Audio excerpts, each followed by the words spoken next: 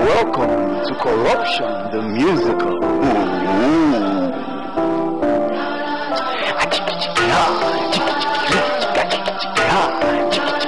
This one in a corruption song. This one in a corruption song. Yeah. This one in a corruption song. This one in a corruption song. Not be about government people. This one in a for everyday people. Yeah. No job, yeah. You go look for left, you go look for right. Even though you're qualified, then carry the job, give them family. Now gonna you take them and they walk.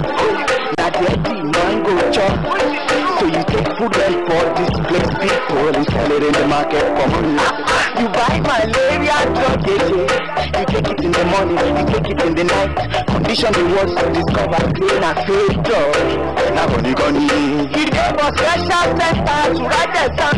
Before exam, they give you answer, they give you extra, you get the thing shot. Yeah, now gonna we dey see wetin you dey. We dey see you. I can't let you.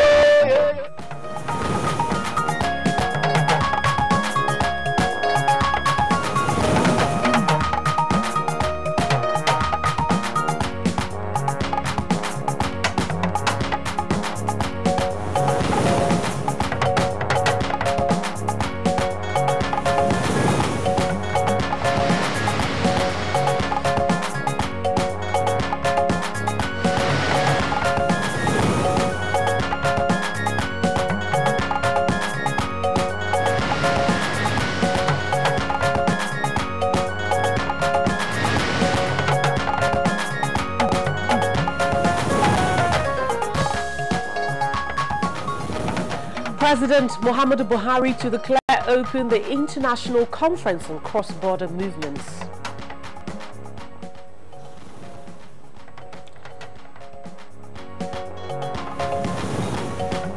Vice President Oshibanjo admonishes young Nigerians to make education top priority.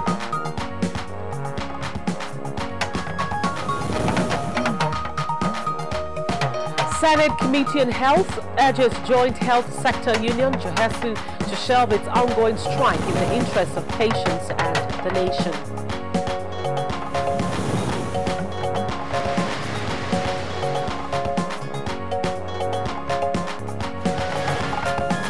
On Good Morning Nigeria today, our focus is on the low utilization of liquefied petroleum gas, also known as domestic cooking gas, against the backdrop of deforestation and carbon emission.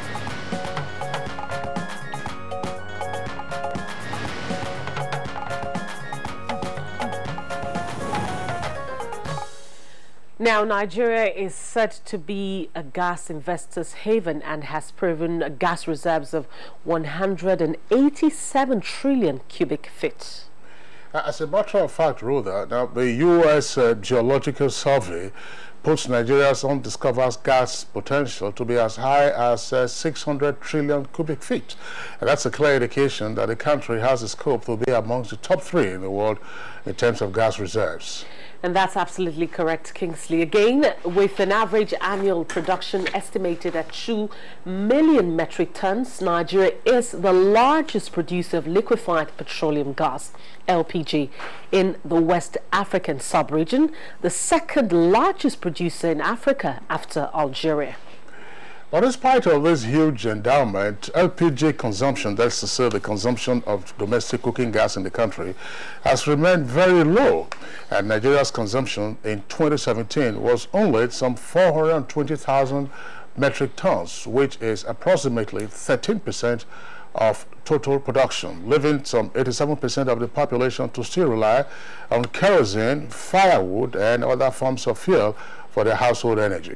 Consequently, poor utilization of LPG has resulted in Nigeria ranking last in LPG consuming states in Africa, with 1.8 kilograms per capita consumption compared to 60.4 kg per capita consumption in Morocco.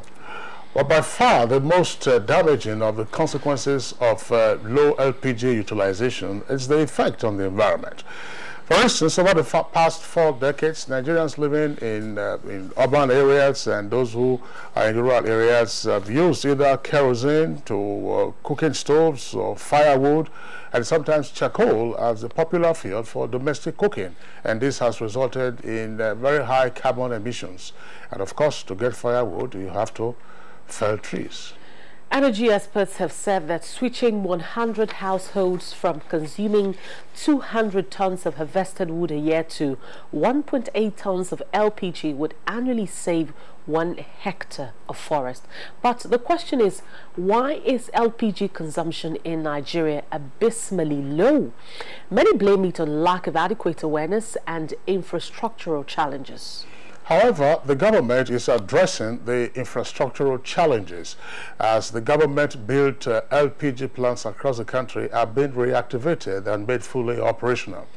But awareness creation remains a major issue as a greater percentage of the potential LPG consumers reside in the rural areas. Also, government has mandated that out of the 3.2 million metric tons of LPG produced annually in the country, 840,000 metric tons be reserved for domestic consumption. But it is alarming that about 250,000 metric tons of LPG is being consumed annually in a country with a population of about 170 million people. Now we're said to be about 192. 88. 98. You add 2 million to that, that gives you 200. But there are other concerns, Ruth.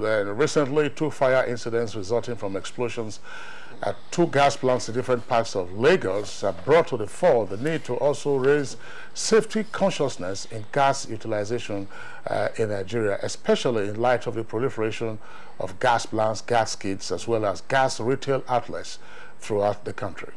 Now, lots of questions are arising from this, and one of it is, why is liquefying petroleum gas LPG utilization in Nigeria so abysmally low in spite of the country's huge gas potentials? What are the factors that have impeded optimal utilization of the nation's gas resources, and why would you access Nigeria's LPG subsector now? What are the challenges facing the operators? All right, those questions and more we shall seek to provide answers to in one of the 2 topics we shall have in our discussion segment on today's edition of Good Morning Nigeria. Reaching you as always from the stable of the Nigerian Television Authority, we're Africa's largest television network. Welcome you to the program. My name is Kingsley Osadolo. And I'm Rhoda Anonam. I join Kingsley in welcoming you to the program. As you know, as always, on the course of the program, we'll bring to you our other companion segments, and that includes newspaper review. We have business, we have sports, foreign and entertainment news. But as you know, the news always comes first. And Claire Adelabu Abdurazak is here to give us the news in brief. Claire, good morning.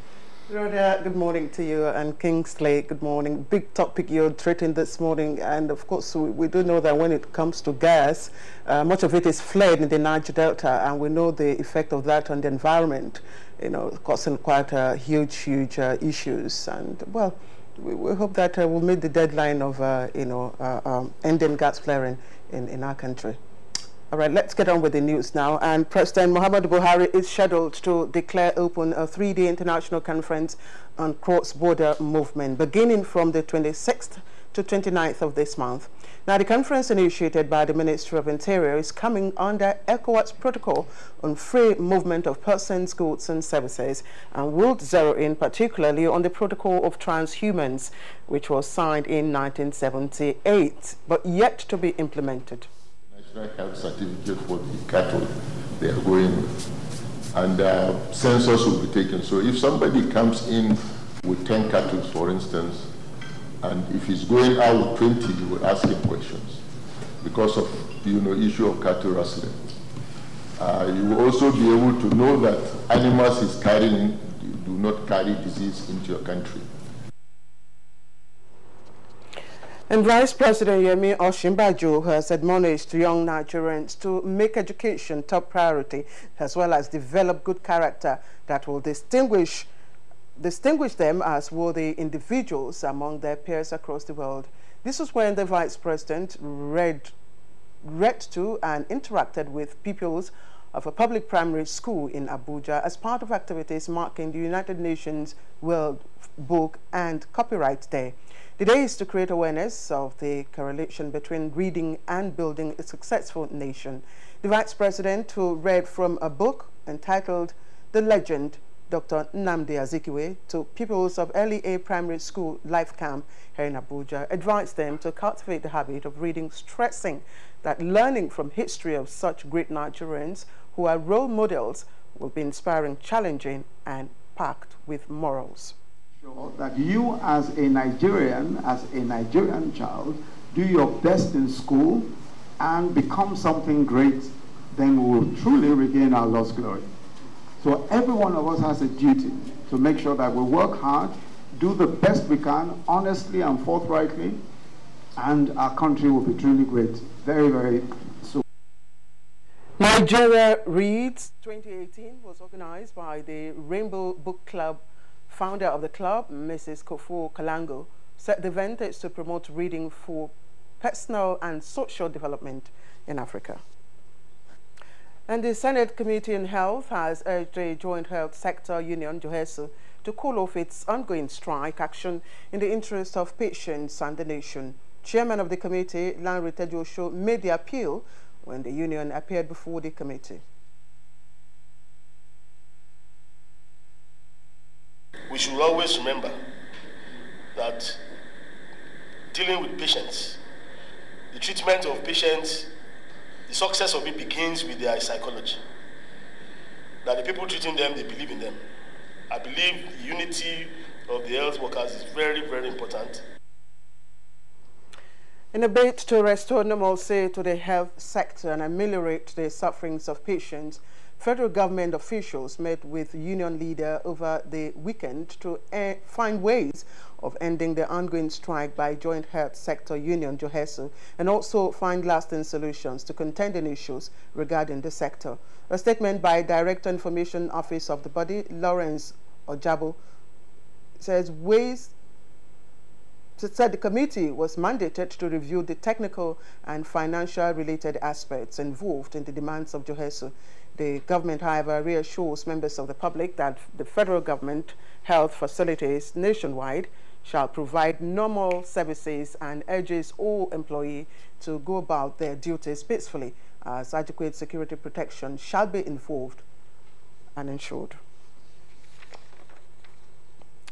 And the national chairman of the All Progressives Congress, APC, John Odigio, says the party's leader at all levels are committed to making the party a more formidable force to ensure its victory once again at the 2019 general elections. The chairman stated this while inaugurating National Convention Committee of the party. So you have this tough task in the shortest possible time of producing a convention that provides a level playing field for anybody who wants to aspire. And all is now set for the 4th Identity for Africa conference holding here in Abuja. The event, which is expected to host well over 1,500 delegates from across the world, begins today. The international development agencies, solution providers, and also domain experts that will come and talk with us. There are 17 Sustainable Development Goals which were adopted in 2015. And number 16.9 says legal identity for all by 2030. So the petition will call on the United Nations to recognize September 16 as International Identity Day. And then the Electoral Commission, INEC, has described as false an allegation in some sections of the media that it is planning to create additional 30,000 polling units to compromise the 2019 general elections. INEC Chairman Professor Mahmoud Yakubu was speaking shortly after a meeting with the officials of the Lesotho Election Management Body in Abuja. Creating 30,000 polling units, full stop. And the United Kingdom has announced a donation of counter-improvised explosive devices equipment to the federal government of Nigeria to boost its fight against insurgency. A statement by the public relations officer to the Minister of Defense, Colonel Tukur Gusau, disclosed the equipment worth £1 million was announced by the UK Minister of State for the Armed Forces, Mark Lancaster, when he received Nigeria's Defense Minister, Mansuruddin Ali, at Washington Office Ministry of Defense in London. Lancaster expressed optimism in the ability of the Nigerian government to solve the country's security challenges. The Minister of Defense, Mansuruddin Ali, who expressed gratitude to the UK government for its assistance to the Nigerian Armed Forces in areas of training and information sharing, requested for more training slots in British military institutions and capacity development in military cyber security. And that's how we end the early morning news on Good Morning Nigeria. Don't forget today's topic, quite interesting and will be useful. But Rhoda and Kingsley will be back shortly. Unemployment, notably youth unemployment, features strongly in our party's manifesto. We intend to attack the problem frontally through revival of agriculture.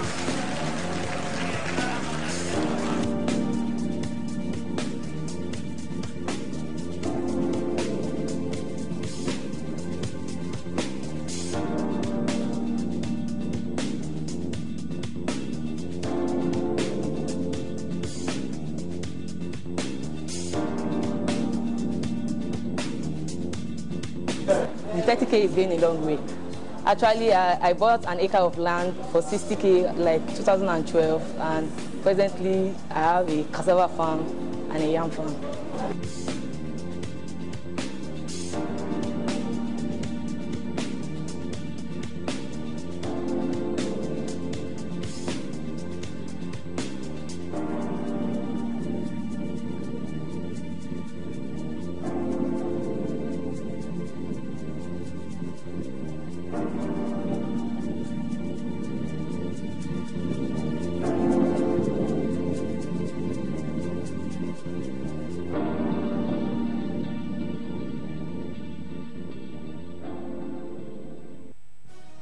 Reorganized, trained, and fully equipped, we are the new improved Nigeria Police Force.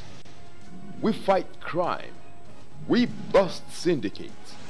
Whatever the crime, wherever the hideout, the Nigeria Police Force will get you busted. Stop kidnapping, armed robbery, murder, pipeline vandalism, and other criminal activities. Be productive. Be security conscious. Join the police force to secure. Yes, there's clarity around what is expected of each player. So we've looked at it from the supply side all the way to the micro level distribution area. I believe the fire service also had participants at that workshop, because it's important for us that we quell the spate of incidences, we assure people, and regulations provide that sort of foundation to build upon whatever initiative that we're carrying out. We need to change the perception of around the usage of gas. Enforcement come out of proper regulation. It's easy for people to follow then once they're clear what the rules are. You cannot sell gas by the roadside. I say to people, would you go to one pump just by the roadside to buy PMS for your car? You wouldn't. So going forward, once we come out with those clear rules, it would be a criminal offense for you to be by the roadside selling gas cylinders. There's a proper way to situate your gas cylinders. There's a proper way to stack them. There's a proper way to store them. So we're ensuring the guidelines follow through and it breaks down clearly to all participants of the value chain what you're meant to do. All right, thank you very much, Brenda Tag. I'd like Basi Asian, who is in Lagos, to also speak to this issue that I've just raised, because you said there's a way you stack gas cylinders. We're not just talking about people selling empty cylinders now. We're talking about people refilling their gas by the roadside. Those guys who sell along the road or on your street or the corner, are they members of your association? Yeah, actually, for you to be a member of my association, you must have a gas plant that has been duly registered, licensed by the Department of Petroleum Resources. And before you get licensed by the Department of Petroleum Resources, you must have met all the approval requirements of the state in which you are operating, including the Nigerian Police and the federal or state fire service. So for members of my association, you identify them by being owners of gas plants that are duly licensed by the Department of Petroleum Resources. And for them, the Department of Petroleum Resources has come up with a robust guideline called Standard Operating Procedure. It's like a Bible for plant owners. It guides their total operation. And from time to time, they go about gas plants to do spot checks to ensure compliance. Now, for those ones outside, they are not members of my association, though they come to the plant to fill their cylinders. And ideally, though because gas has to reach out to everybody, it's not everywhere you can have plants, even like in the rural areas. So some of them actually will come into play, but the activities has to be regulated. We equally frown against the indiscriminate siting of shops, gas shops all over the place. Some of them are even done by people that don't even know anything about gas, to the extent of even refilling. One day on Facebook, I saw somebody advertising how to refill 12.5 kg cylinders in about 3 minutes. I was wondering, so I took the address and I went to the place, somewhere very far interior of Lagos, and I saw the young man. He had constructed about 5 50 kg cylinders in a row and had a pump, which he was now using to refill 12.5 kgs, and he was selling them. So I pretended as if I was interested in getting one. He told me the price it would cost me to do one of 80,000 naira. And what struck me, besides him, was a mama put seller. So I asked him, do you know the implications of what you are doing? Even though you may have a bright idea, but you should go about it the proper way. Is DPR aware of this? He said, no. Asked several, do you have any approval from even the state, even your local government? He said, no. So I cleverly took a picture of the place and I sent it to DPR. Because what we do in our association is that safety is key. And whenever there are incidences, the whole thing boils down to gas or it's plant. People don't even understand. And it erupts up negatively on the industry. So what we do is with the regulatory agencies, when we see some of these things, we draw their attentions to it. And we expect that a robust policy probably should come out regulating the activities of these retailers. Yeah, they have their own association. Once in a while, we interact with them. We try to make them come to realize what are the safe implications of the business they are doing. A lot don't even know what they are doing. They're just selling it. And we are working for now. We have a committee, a joint committee involving my association stakeholders, DPR, and so on safe practices of handling LPG. And we think that, like Brenda just said, when such policies are finally formulated, it will regulate most of these roadside sellers, because you are not even supposed to be selling gas just anywhere. I was just passing through a street. I saw a gas refilling a shop just beside a shop where they sell handsets and telephones. I had to stop by to ask the person, please, do you know the health implications, safety implications of what is going on? He said, but it's business that he owns both of them. So you can't run this thing in same places because of the inherent risk in what you are doing. So a lot of them need to be educated. A lot of them need to be aware of the safety implications, not just setting a shop and putting some cylinders and you want to sell because people will come to buy. But the fact is that, do you know what you are doing? So we need to have, where they are regulated, policies that will streamline their businesses.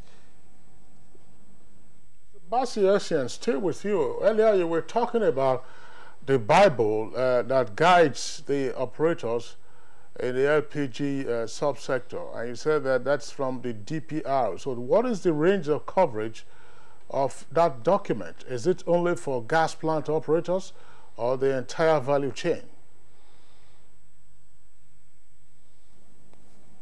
For that particular one, it's not for the operators alone, it's for the entire value chain.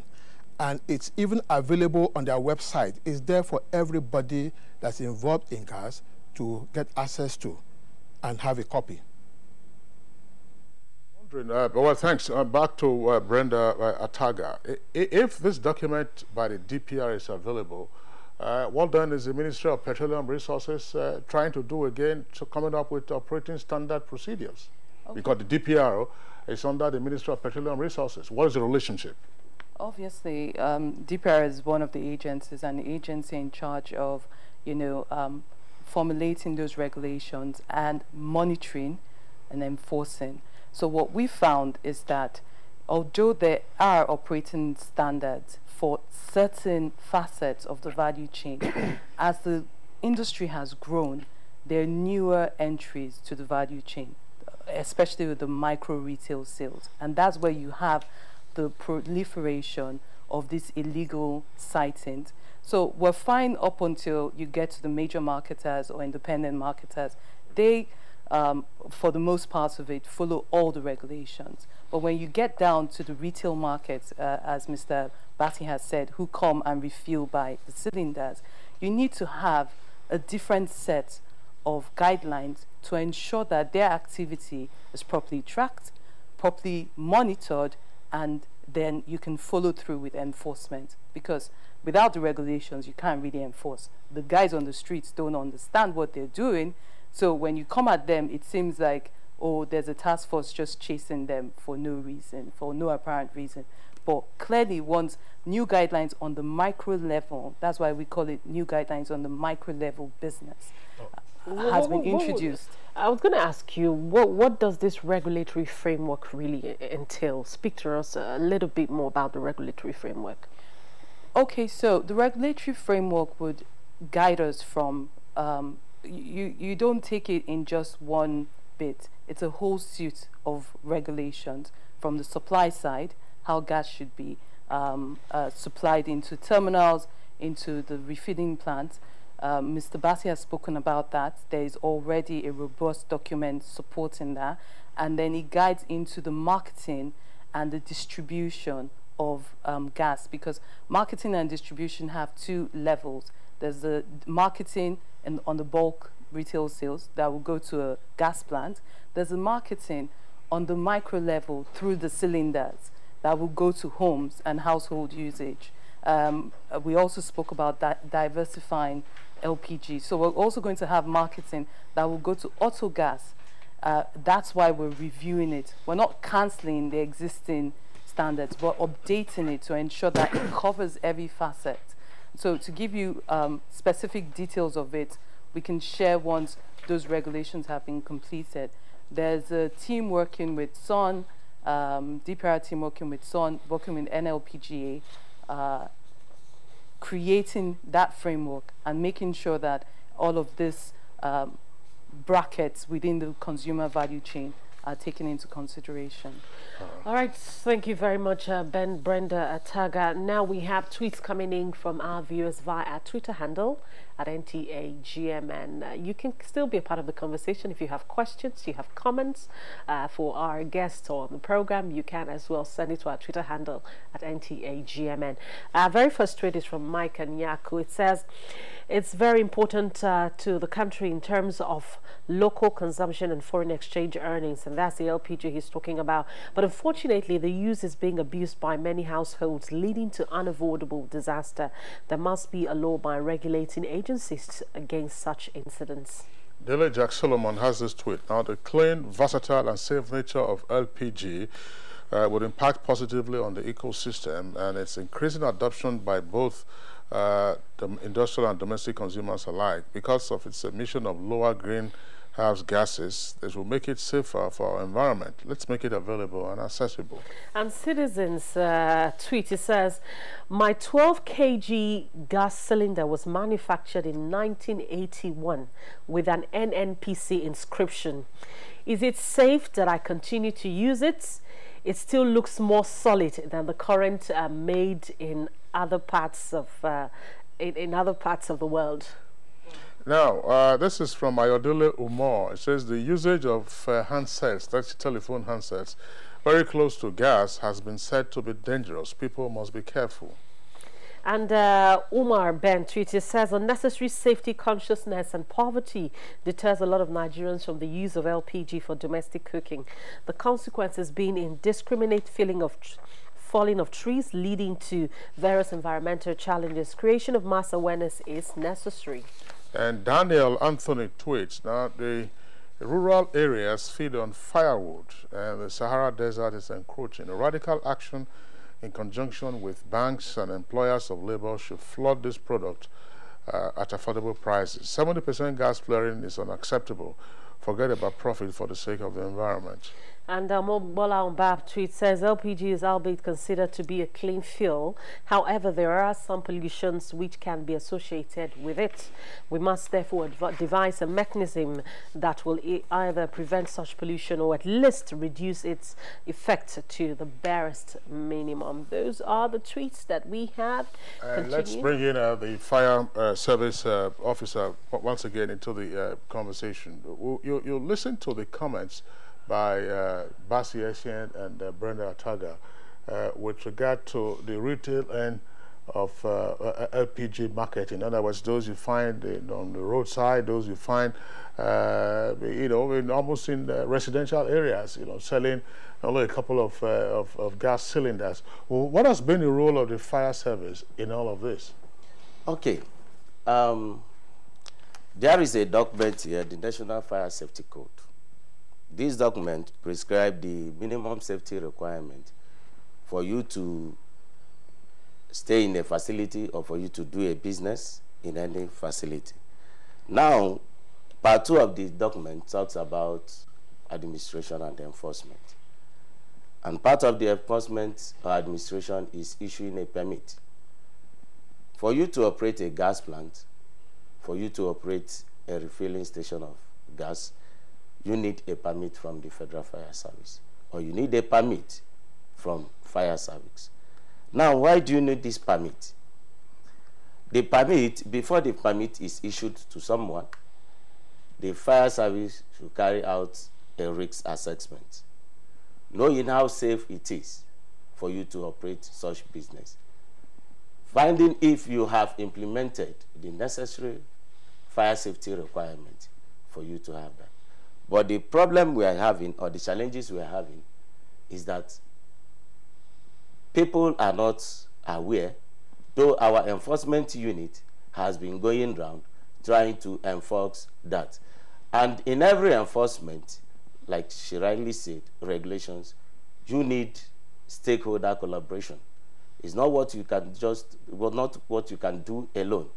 So in this case, fire service is also collaborating, especially with the development authority, because the truth is that before you have these facilities, you must get approval from the development. You're talking about the gas plant, and Brenda indicated that if we were going upstairs in the value chain, you have a greater sense of regulation. We're talking about the retailers, those who are selling 12.5 kg, I don't know what the other sizes are. It's all those small ones that look like bottles, that they can dispense camping gas that youth club members used to use. You find them in all kinds of shops, and as I indicated, some of them are right beside telephone handset sellers, and then also others in marketplaces where you have open fires. Those are the immediate concerns. That is the same thing we are saying. Even for you to operate such business, you need a permit. So so what I'm saying now is most of the guys selling all of this, operating in those places, they're operating illegally.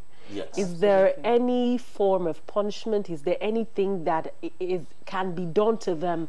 If you find them selling at such places, is there any penalty for that? Yes, there is penalty. In fact, for you to for you to operate a business or for you to operate a facility without getting the fire safety certificate, without getting a permit from the fire service, there is a fine attached to it, and there is also prison attached to it. Okay, let me give you, for instance, operating such business like having an LPG selling by the roadside.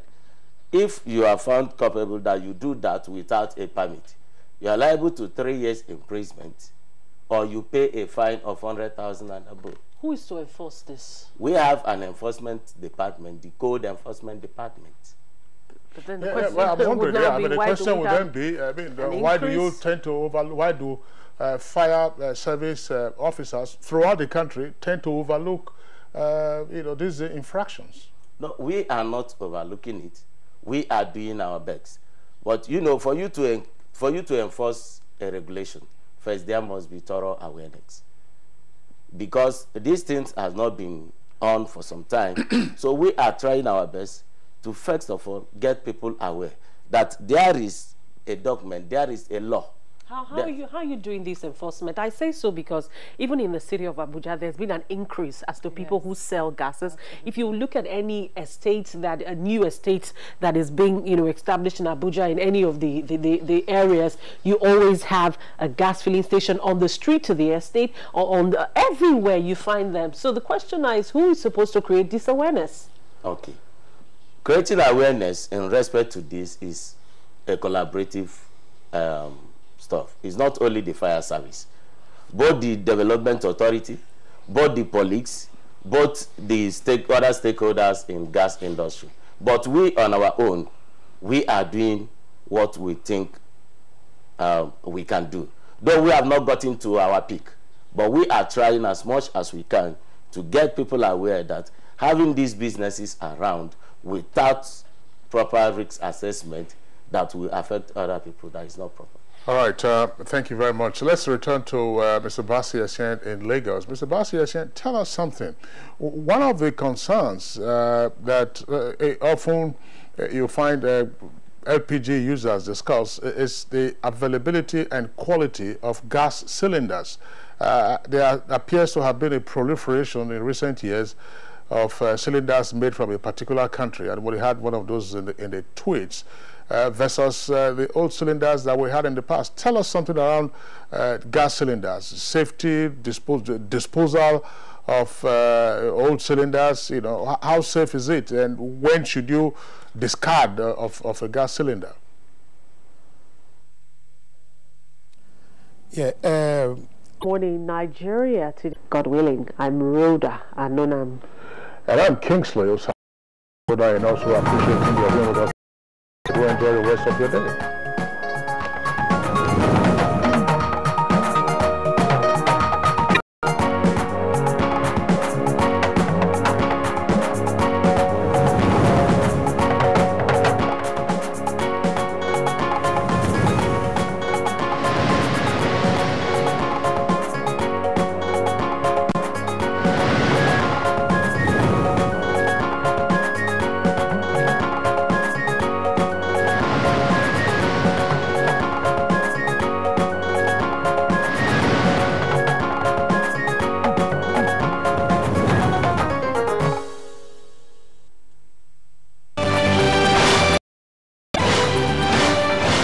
Taxation, that depressing but constant reality on the minds of everyone. On a particular spot might turn out to be a breeding ground for mosquitoes.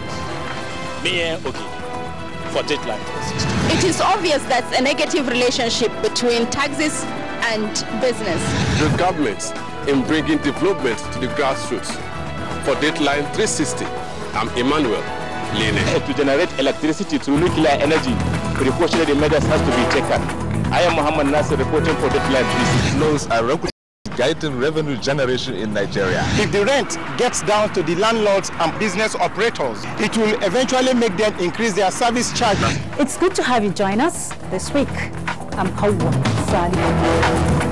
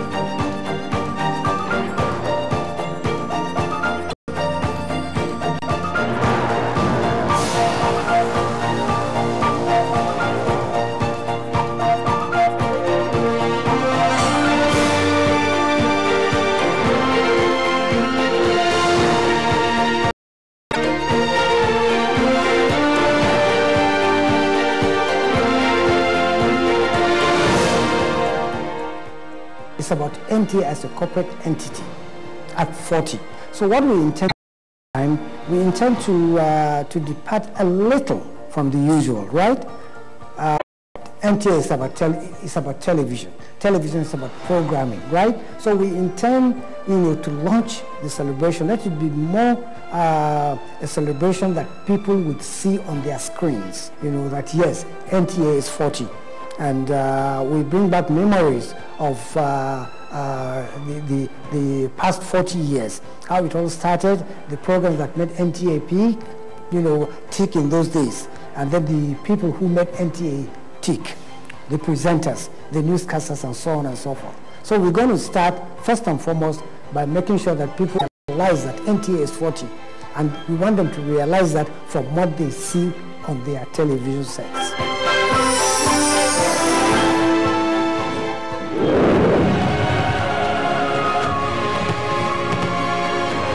At the cost of running such exactly. For instance, Michelin has left Nigeria, Dunlop has left Nigeria, and a lot of other companies have folded up as well. And in that same breath, you still find that not many industries are being created. Exactly. And so what is going to mop up the unemployed people? The unemployed people. Exactly. So so those are some of the ways. So the issues that we're going to talk about today on this show, the reality, we'll talk about the problems, we'll talk about the solutions, and we'll also be looking at what can be done immediately.